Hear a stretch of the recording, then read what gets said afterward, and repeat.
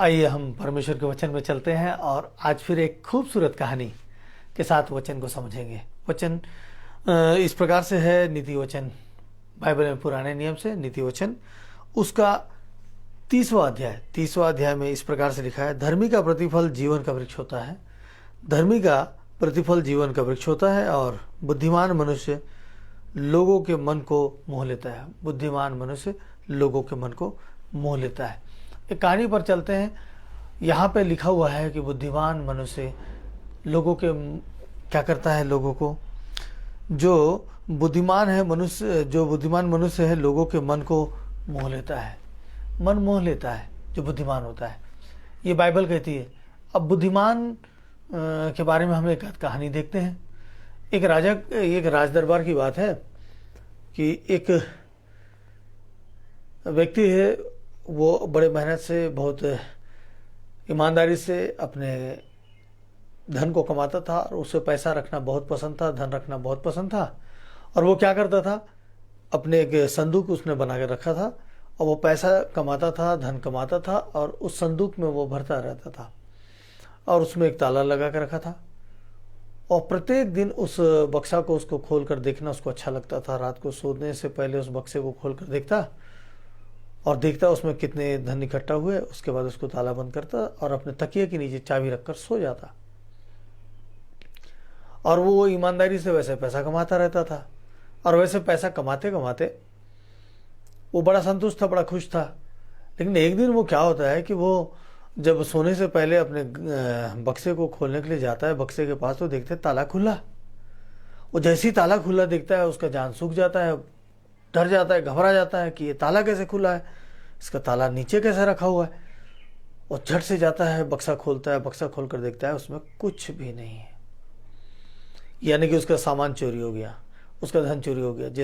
उसने इतनी मेहनत से कमाया, उसने बड़ी ईमानदारी से कमाया और उसको पसंद था कि धन को इकट्ठा करके रखना, लेकिन उसके धन चोरी हो गए। उसने अपने नौकर से पूछा, जो उसका दरबान था, उससे पूछता है कि क्या तुमने यहाँ किसी को आते जाते देखा? तो दरबान बोलता है, मैंने नहीं देखा, यहाँ तो कोई नहीं आया। वो परेशान हो जाता है, किससे पूछूं, ये धन चोरी हुआ और चाबी ताला बिना तोड़े चोरी हुआ है, चाबी के साथ ताला खोला गया है। परेशान हो जाता है। जब यहाँ वहाँ सब कुछ जानकारी लेता है, जब वो देखता है कि उससे कुछ नहीं बन पड़ता, तो वो क्या करता है, राजा के दरबार में पहुंच जाता है कि महाराज मेरे साथ ऐसी ऐसी घटना हो गई है। पूरी घटना का ब्यौरा देता है और ब्यौरा देने के बाद वहाँ पे एक शख्स होता है जो हमेशा राजा के पास एक सलाहकार होते हैं। वो सलाहकार बोलता है कि ठीक है, आपकी समस्या का समाधान मिल जाएगा, चोर आपके पास आ जाएगा और चोर को हम पकड़ सकते हैं। अच्छा, चोर को पकड़ सकते हैं तो फिर कैसे, हम क्या किया जाए? तो वो आदेश करता है कि आप एक काम करना, आपके यहाँ जो जितने भी काम करने वाले नौकर हैं, सारे नौकर को मेरे पास यहाँ उपस्थित कराया जाए। और तत्काल सारे नौकर को उपस्थित कराया जाता है। और ये बुद्धिमान जो व्यक्ति है वो क्या करता है, सबको एक लकड़ी के टुकड़े दे देता है।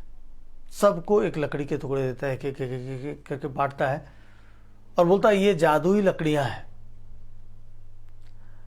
और ये लकड़ी ऐसी है कि अगर कोई चोरी किया होगा आप में से, तो ये क्या होगा, 1 इंच, ये उंगली के माप का इतना वो रात भर में बढ़ जाएगा।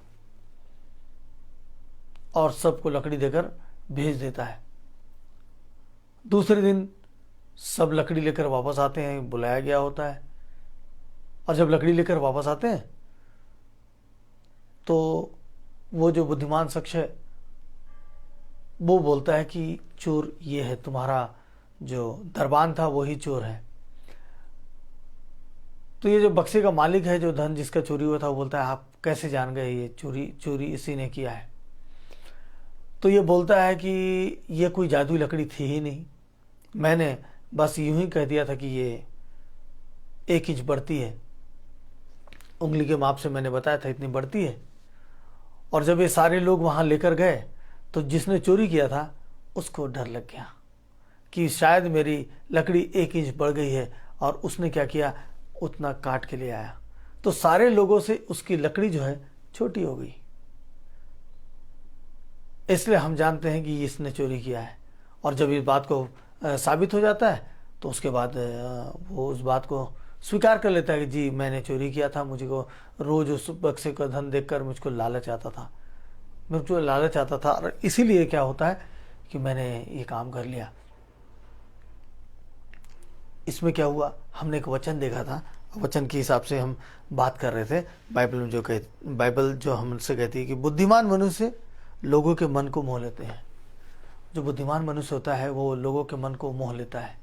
आप और मैं बुद्धिमान जरूर हैं, हम लोगों के मन को मोहने के लायक काम कर सकते हैं, और ऐसी कई बुद्धिमानी की बातें उसको हम कर सकते हैं, क्योंकि ज्ञान, बुद्धि, समझ सब कुछ हमारे पास है। लेकिन इसके अलावा एक बात और हमने देखा था जो ऊपर की लाइन में था, वो ऊपर की लाइन में था कि धर्मी को पृथ्वी पर फल मिलेगा। धर्मी का प्रतिफल जीवन का वृक्ष होता है। धर्मी का जो प्रतिफल है वो जीवन का वृक्ष होता है। अगर हमको जीवन चाहिए, अगर हमको जीवन चाहिए, अगर हमको आनंदमय जीवन चाहिए, जिस जीवन को हम बड़े प्रसन्नता के साथ जी सकते हैं और उस जीवन में हम आनंद ले सकते हैं, तो उसके लिए हमको धार्मिकता को ग्रहण करना होगा। और धार्मिकता किसी धर्म को नहीं बोला जाता है। धार्मिकता आपके और मेरे में होती है। आप और मैं एक लोगों के लिए उदाहरण है। वो जो बुद्धिमान व्यक्ति के पास धार्मिकता कैसे आई, वो अपने अंदर धीरज, धार्मिकता जो जिसके अंदर होगा, जिसमें परमेश्वर का भय होगा, वो क्या करेगा, इस संसार के ईश्वर के गुलामी में नहीं पड़ेगा। और जब इस संसार के ईश्वर के गुलामी में नहीं पड़ेगा तो वो धार्मिकता के कार्य में पड़ जाएगा। और धार्मिकता के कार्य क्या है, समझ, बूझ, ज्ञान और हर बात में परमेश्वर को आदर देना और परमेश्वर की महिमा करना और परमेश्वर के राज्य की खोज करना, जो कि हम पाते हैं भजन संहिता 1 में पाते हैं, जिसमें बहुत अच्छी बातें लिखी है। और इससे हम धर्मी जन के बारे में हम बहुत बेहतर तरीके से समझ सकते हैं। और वो धर्मी जन के बारे में लिखा है, क्या ही धन्य है वह पुरुष जो दुष्टों की युक्ति पर नहीं चलता। धर्मी जन क्या करता है, दुष्टों की युक्ति पर नहीं चलता, और ना पापियों के मार्ग में खड़ा होता है, और न ठट्ठा करने वालों की मंडली में बैठता है। ये जो धर्मी जन होता है वो इन 3 बातों से बिल्कुल एकदम अपने आप को बांधे रखता है। क्या 3 बात है कि दुष्टों की युक्ति पर नहीं चलना, दूसरा पापियों के मार्ग में खड़ा ही नहीं होना, और तीसरी बात जो है वो क्या है, ठट्ठा करने वाले की मंडली में, हंसी ठिठोली करने वाले की मंडली में वो शामिल ही नहीं होता है। ये 3 तरीके से आप अपने आप को बांधते हैं तो आपकी ज्ञान, आपकी बुद्धि आपको समझ में आना शुरू हो जाएगी, और बड़े आसानी से आप ऐसे ऐसे निर्णय लेंगे कि जिसको लोग देखकर लोगों के मन में आप बैठ जाएंगे, मोह लिए जाएंगे आप। तो परमेश्वर आपको ये बात सिखाते हैं, ये बात हमको समझाते हैं, और आपको और साथ में मुझको भी समझाते हैं। हमें धार्मिकता के बारे में अगर बढ़ना है, बुद्धिमान अगर बनना है, तो हम इन बातों का ध्यान रखेंगे। 3 बात, और ये हमारे जीवन का मुख्य लक्ष्य होगा। और आप देखेंगे कि आप लोगों के बीच में एक मनमोह लेने वाले व्यक्ति बन जाएंगे, और आपका डिसीजन, आपकी खोज, लोगों के समस्या से बाहर निकालने की आपकी खोज, आपका जवाब लोगों के जीवन को बदल देगा। उस व्यक्ति का पूरा धन, उसका पूरा रुपया, उसका पूरा पैसा उसको वापस मिल गया, सिर्फ एक व्यक्ति के बुद्धिमानी से। क्योंकि जो बुद्धिमान व्यक्ति था, वो बुद्धिमान व्यक्ति में खासियत यही था कि वो क्या करता था कि वो दुष्टों की युक्ति पर चलता ही नहीं था, इसलिए वो लोगों से अलग सोच पाया। और दूसरी बात, ना वो पापियों के मार्ग में खड़ा होता, और तीसरी बात कि ना वो ठट्ठा करने वाले के मंडली में बैठता। तो ऐसे लोगों के ना बीच में रहते, ना ऐसे संगतों में रहते, ना ऐसी बातों में। परंतु वो क्या करता था, अब खास बात, वो व्यक्ति करता क्या था जिससे उसके दिमाग में ऐसी बातें आती थी। वो करता क्या था, वो करता ये था, वो जो करता था वो भजन संहिता 1 के 2 में लिखा हुआ है कि वह तो यहोवा की व्यवस्था से प्रसन्न रहता। सोच लीजिए, वैसा व्यक्ति बनने के लिए हमको क्या करना होगा? परमेश्वर की व्यवस्था से हमको क्या होगा? प्रसन्न। अब परमेश्वर की व्यवस्था, अब देखिए कई लोग हैं जो हमेशा हमेशा दोष लगाते हैं, कब तक हाँ हमारी परीक्षा होगी, ये विपत्ति हमारे साथ ही क्यों, हमको ऐसे तकलीफ में क्यों डाला गया, नाना प्रकार की बातें उस परमेश्वर को दोष लगाते हैं, उस परमेश्वर को बोलते हैं। लेकिन यहाँ पे जो व्यक्ति सफल व्यक्ति है वो क्या कर रहा है?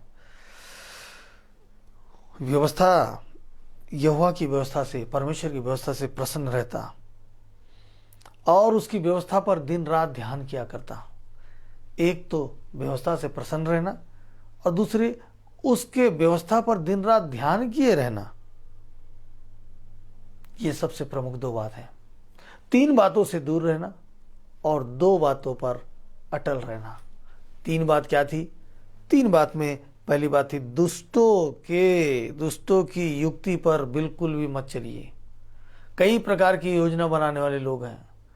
आप और हम कई प्रकार के टीवी सीरियल्स और फलाने में दिखाने में देखते हैं, कई लोगों के मंडलियों में चलते हैं, वो युक्तियां चलती है, वो युक्तियों को हम देखते हैं और अपने जीवन में से ढाल लेते हैं। तो हमें इन दुष्टों की युक्ति से हमें बचना होगा।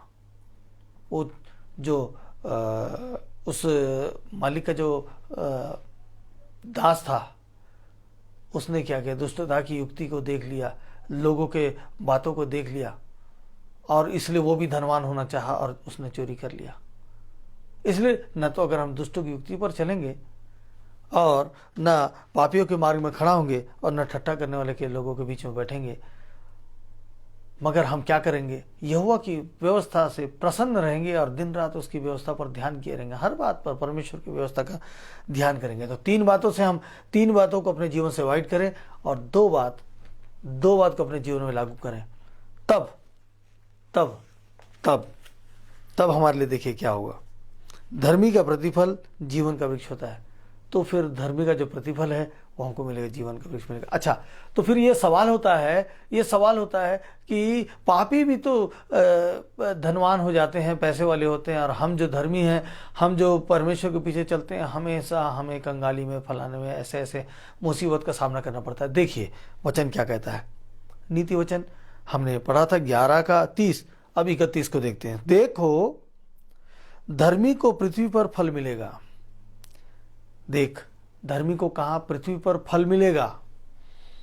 तो निश्चय है कि दुष्ट और पापी को भी मिलेगा, और निश्चय है कि दुष्ट और पापी को भी मिलेगा। धर्मी को मिलेगा तो दुष्ट और पापी को भी मिलेगा। कहां पर? पृथ्वी पर। लेकिन यहां का जीवन हमारा ज्यादा वक्त नहीं है। हम ज्यादा से ज्यादा यहां पे 100 साल की उम्र जी के जा सकते हैं, लेकिन उस परमेश्वर के पास जो अनंत के समय तक रहना है, अनंत काल तक रहना है, उसके पास जाने के लिए हमको क्या चाहिए? हमारे जीवन में बदलाव चाहिए। इसलिए अगर हमको वहां जाना है, अगर हमको वैसा फल पाना है, तो यहाँ की बातों पर मन लगाना छोड़िए। यहाँ पर किस बात पे मन लगाना है? यहोवा की व्यवस्था पर दिन रात ध्यान किए रहने वाला व्यक्ति सफल हो जाता है। तो सफलता तो यहाँ भी मिलेगी और वहां खुशियों का भंडार मिलेगा। आइए प्रार्थना में चलते हैं। पवित्र सामर्थी प्यारे प्रभु यीशु मसीह, आज जो आपने 5 बातों के द्वारा हमारे जीवन में एक बदलाव लाने के लिए पिता परमेश्वर रास्ता दिखाया है, उस 5 बात में पिता परमेश्वर 3 बातों को छोड़ना और 2 बातों को ग्रहण करना, ये प्रमुख बात है। प्रभु, अगर हम ऐसा करते हैं तो मेरे पिता परमेश्वर, संसार में हम किसी भी बात की कमी घटी में नहीं रह पाएंगे, क्योंकि आपने बोला है कि धर्मी को भी पृथ्वी में फल मिलेगा। तो फल यहाँ भी मिलेगा प्रभु जी, और वहाँ के लिए हमारा फल सुरक्षित हो जाएगा। हम दोनों जगह के फलदार वृक्ष को ले सकते हैं पिता परमेश्वर। इसलिए पिता, आज जितने वचन को सुनने वाले लोग हैं उन सबको आशीष दीजिएगा, ज्ञान बुद्धि दीजिएगा पिता परमेश्वर, ताकि उनकी बातों से लोगों के ये मन को मोह लें। प्रभु, उनकी बातें मन के मोहने वाली बात ये तब समझ पाएंगे जब जान पाएंगे कि परमेश्वर की आत्मा इन पर वास करती है, और वो तब होगा जब ये 3 बातों को अवॉइड करेंगे और 2 बातों पर चलेंगे। प्रभु ये लोग जो मेरे साथ शामिल हैं और ये लोग जो पिता परमेश्वर शामिल कभी आज कल कभी भी अगर यूट्यूब से इस बात को देखते हैं और इस पर चलते हैं, अमल करते हैं प्रभु जी, तो मेरे पिता परमेश्वर अपने स्वर्गीय भंडार से उनको फल से भर देना पिता परमेश्वर, फल से भर देना पिता। जो पिता परमेश्वर संतान चाहता है उसको संतान के फल से भर देना पिता। जो पिता परमेश्वर नौकरी चाहता है उसको नौकरी के फल से भर देना पिता। जो व्यक्ति पिता परमेश्वर अपने लिए व्यापार शुरू करना चाहता है तरक्की के लिए पिता, उसके लिए उस क्षेत्र में फल देना पिता परमेश्वर। जो व्यक्ति पिता परमेश्वर देश के लिए काम करना चाहता है और देश में उन्नति लाना चाहता है, उसके लिए वैसा फल दीजिए पिता परमेश्वर। मेरे पिता परमेश्वर, और आपका राज्य आए और आपके लोगों का जीवन बदल जाए पिता परमेश्वर। तमाम बातों में आपको आदर देता हूं और आपके पवित्र मीठे नाम से मांगता हूं, आमीन। तो आज का सुंदर वचन और सुंदर सा समय तय आपको करना है कि कौन सी बातों को आप रखेंगे और कौन सी बातों को अवॉइड करेंगे। परमेश्वर ने तो आज आपसे कह दिया और आप आजमा के देखिए इसमें क्या अंतर आता है।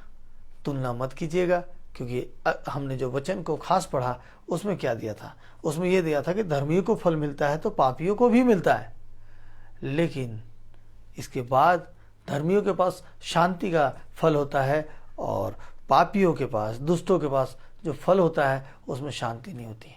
प्रभु आप सबों को आशीष दे और कल फिर हम एक नए वचन के साथ आपसे मिलेंगे। आप सबों को जय मसीह की।